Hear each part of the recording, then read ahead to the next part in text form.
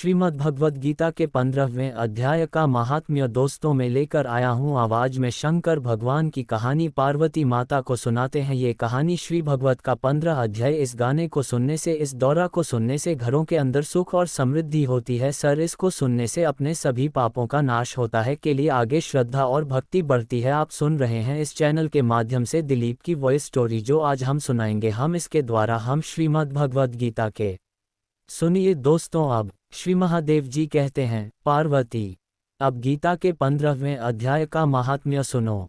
गौरदेश में कृपाण नरसिंह नामक एक राजा थे, जिनकी तलवार की धार से युद्ध में देवता भी परास्त हो जाते थे। उनका बुद्धिमान सेनापति शस्त्र और शास्त्र की कलाओं का भंडार था। उसका नाम था सर्वमेरुन। उसकी भुजाओं में प्रचंड बल था। एक समय उस पापी ने राजकुमारों सहित महाराज का वध करके स्वयं ही राज्य करने का विचार किया। इस निश्चय के कुछ ही दिनों बाद वह हैजे का शिकार होकर मर गया। थोड़े समय में वह पापात्मा अपने पूर्व कर्म के कारण सिंधु देश में एक तेजस्वी घोड़ा हुआ। उसका पेट सटा हुआ था। घोड़े के लक्षणों का ठीक ठीक ज्ञान रखने वाले किसी वैश्य के पुत्र ने बहुत सा मूल्य देकर उस अश्व को खरीद लिया और यत्न के साथ उसे राजधानी तक वह ले आया। वैश्य कुमार वह अश्व राजा को देने को लाया था। यद्यपि राजा उस वैश्य कुमार से परिचित थे, तथापि द्वारपाल ने जाकर उसके आगमन की सूचना दी। राजा ने पूछा, किस लिए आए हो? तब उसने स्पष्ट शब्दों में उत्तर दिया, देव, सिंधु देश में एक उत्तम लक्षणों से संपन्न अश्व था, जिसे तीनों लोकों का एक रत्न समझकर मैंने बहुत सा मूल्य देकर खरीद लिया है। राजा ने आज्ञा दी, उस अश्व को यहाँ ले आओ। वास्तव में वह घोड़ा गुणों में उच्च श्रवा के समान था। सुंदर रूप का तो मानो घर ही था। शुभ लक्षणों का समुद्र जान पड़ता था। वैश्य घोड़ा ले आया और राजा ने उसे देखा। अश्व का लक्षण जानने वाले अमात्यों ने इसकी बड़ी प्रशंसा की। सुनकर राजा अपार आनंद में निमग्न हो गए और उन्होंने वैश्य को मुहमानगा सुवर्ण देकर तुरंत ही उस अश्व को खरीद लिया। कुछ दिनों के बाद एक समय राजा शिकार खेलने के लिए उत्सुक हो उसी घोड़े पर चढ़कर वन में गए। वहां मृगों के पीछे इन्होंने अपना घोड़ा बढ़ाया।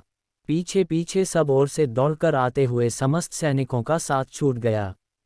वे हिरणों द्वारा आकृष्ट होकर बहुत दूर निकल गए।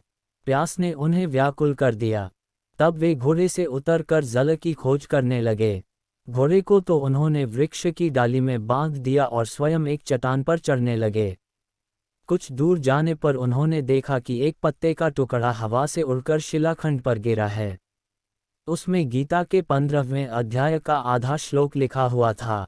राजा उसे बांचने लगे। उनके मुख से गीता के अक्षर सुनकर घोड़ा तुरंत गिर पड़ा और अश्व शरीर को छोड़कर तुरंत ही दिव्य विमान पर बैठकर वह स्वर्गलोक को चला गया। तत्पश्चात राजा ने पहाड़ पर चढ़कर एक उत्तम आश्रम देखा, जहां नागकेशर, केले, आम और नारियल के वृक्ष लहरा रहे थे। आश्रम के भीतर एक ब्राह्मण बैठे हुए थे, जो संसार की वासनाओं से मुक्त थे। राजा ने उन्हें प्रणाम करके बड़ी भक्ति के साथ पूछा, ब्राह्मण, मेरा अश्व जो अभी अभी स्वर्ग को चला गया है, उसमें क्या कारण है? राजा की बात सुनकर त्रिकालदर्शी, मंत्रवेता एवं महापुरुषों में श्रेष्ठ विष्णु शर्मा नामक ब्राह्मण ने कहा, राजन, पूर्व काल में तुम्हारे यहाँ जो सर्वमेरुन नामक सेनापति था, वह तुम्हें पुत्रों से मारकर स्वयं राज्य हड़प लेने को तैयार था। इसी बीच में हैजे का शिकार होकर वह मृत्यु को प्राप्त हो गया। उसके बाद वह उसी पाप से घोड़ा हुआ था। यहाँ कहीं गीता के 15वें अध्याय का आधा श्लोक लिखा मिल गया था, उसे ही तुम बांचने लगे।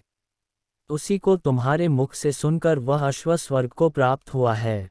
तदनंतर राजा के पार्श्ववर्ती सैनिक उन्हें ढूंढते हुए वहां आ पहुंचे। उन सब के साथ ब्राह्मण को प्रणाम करके राजा प्रसन्नतापूर्वक वहां से चले और गीता के 15वें अध्याय के श्लोकाक्षरों से अंकित उसी पत्र को बाँच बाँच कर प्रसन्न होने लगे।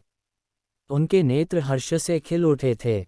घर आकर उन्होंने मंत्रवेता मंत्रियों के साथ अपने पुत्र सिंबल को राज्य सिंहासन पर अभिषिक्त किया और स्वयं 15वें अध्याय के जप से विशुद्धचित होकर मोक्ष प्राप्त कर लिया।